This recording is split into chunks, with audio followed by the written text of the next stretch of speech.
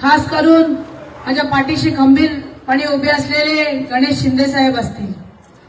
एक चिठ्ठी आली मला इथे बसल्यानंतर, ती पहिल्यांदा वाचून दाखवते.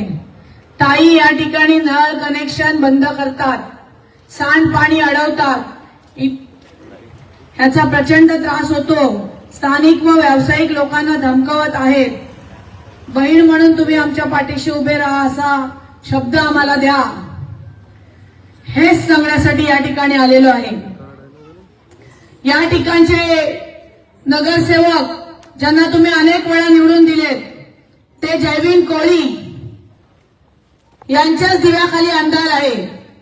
त्यामुळे तुम्हाला कोणाला घाबरायची गरज नाही. एक बहीण म्हणून मी तुमच्या पाठीशी 100% उभी आहे, आश्वस्त करण्यासाठी आलेलो आहे. आणि कोणीतरी माझा दुर्गा म्हणून उल्लेख केला, पण या वेळेस या नगरपालिकेच्या इलेक्शन मध्ये मी चंडिका म्हणून उभी आहे. या राक्षसांच्या छाताडावर नाचण्याचं काम मी 100% करणार आहे. या उरणचा बकास ज्यांनी केलेला आहे, आपल्याला विकास करायचा आहे. कोट नाक्यापासून सुरू केला मोऱ्यापर्यंत तर गटारं तुंबलेली आहेत, रस्त्यांची दुरवस्था आहे, पाण्याचं बिल थकलेलं आहे. त्या ठिकाणी आपण ज्यांनी आता काल परवा व्हिडिओ दाखवली, 8 वर्ष ज्या टाउन हॉलचं काम चालू होतं, त्या टाउन हॉलच्या पायलिंग न करता खड्डे उभे केले होते, त्याचा मी व्हिडिओ काढला होता. त्याच्या बुडापासून काय काय झालंय ते मी तुम्हाला उद्या सांगणार आहे. त्यामुळे कुठली अशी गोष्ट आहे की तिथे भ्रष्टाचार झालेला नाहीये. रवी भोईर ज्यांनी माझ्यावर काय टीका केली, खरं तर त्यांच्या पत्नीला उमेदवारी मिळायला पाहिजे होती किंवा सायली म्हात्रेला मिळायला पाहिजे होती किंवा प्रियांका पाटील यांना मिळायला पाहिजे होती. पण उमेदवारी मिळाली कोणाला? तर महेश बालदी यांच्या पीएला.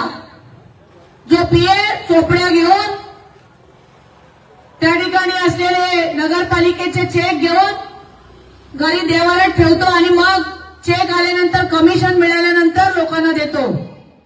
कमिशन खाणाऱ्या दलालाला उमेदवारी मिळाली असं मी म्हणेन. तुम्हाला या ठिकाणी मला सगळ्यांनी एकजुटीने सांगा, तुम्हाला नगरपालिकेमध्ये नगराध्यक्ष रबर स्टॅम्प पाहिजे की माझ्यासारखी चंडिका पाहिजे यांच्या छाताडावर नाचणारी? ते पहिले हातवरती करून सांगा. आपण प्रत्येक आरेला कारेला उत्तर देणार. कोण म्हणते मी बाहेरचे आहे? अरे बाहेरचे तर तुम्ही आहात. मी ती इथली आहे, मी स्थानिक आहे. या ठिकाणचे सगळे लोक सांगतील तुम्हाला मी कोण आहे. रोज उठून लोकांमध्ये आहे. 12 वाजता 1 वाजता फोन आला तरी पोलीस स्टेशनला जाणारी आहे. आता लाईट गेली होती, अपेक्षितच होता. हे कार्यक्रम लाईव्ह आहे, लोक बघतील. अन्याय एवढे दिवस सहन केला, आता करणार नाही. लोकांना आपलं फेसबुक लाईव्ह किंवा आपले व्हिडिओ बघून धमकावलं जात आहे.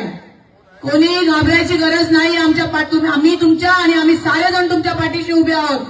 प्रशासनावर मला 100% पोलीस प्रशासनावर विश्वास आहे.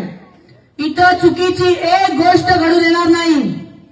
कुणीही घाबरायची गरज नाही. बोटींचे दोर कापू, अरे गटार बंद करू, असलं काही होणार नाही. एक फोन लावा, रात्री 12 असू दे 1 वाजू दे, आम्ही असल्या गुंडांना घाबरत नाही.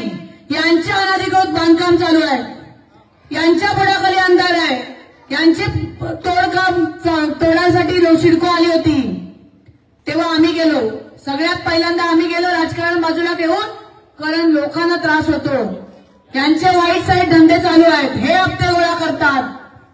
त्यामुळे सर्वसामान्य माणसांनी कुणीही घाबरू नये. या ठिकाणचे उमेदवार आहेत, त्यांचा मला जाहीर आव्हान आहे. महेश बालदी, तुम्ही कौशिक शाह आणि त्यांच्या रबर स्टॅम्पला माझ्यासमोर डिबेटला बसवा. होऊन जाऊ दे, कोण उरणच्या प्रश्नावर बोलते आणि कोण नाही. एवढे कोट आणले, तेवढे कोट आणले, आयमाशा दिवे लागले, नंतर बंद झाले कारण कमिशन मिळालं नाही. ज्या ठिकाणी कमिशन मिळणार नाही त्या ठिकाणी काम बंद. टाउन हॉलचं पण काम एवढ्यासाठी रखडलं, कमिशन दिला नाही.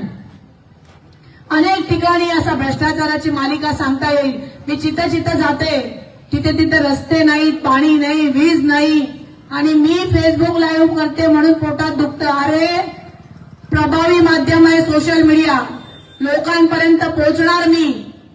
जोपर्यंत निवडणुकीचा प्रचार थांबत नाही तोपर्यंत मी फेसबुक लाईव्ह दाखवणार आणि तुमचे काळे कारनामे दाखवणार आणि मी घाबरणारी नाहीये.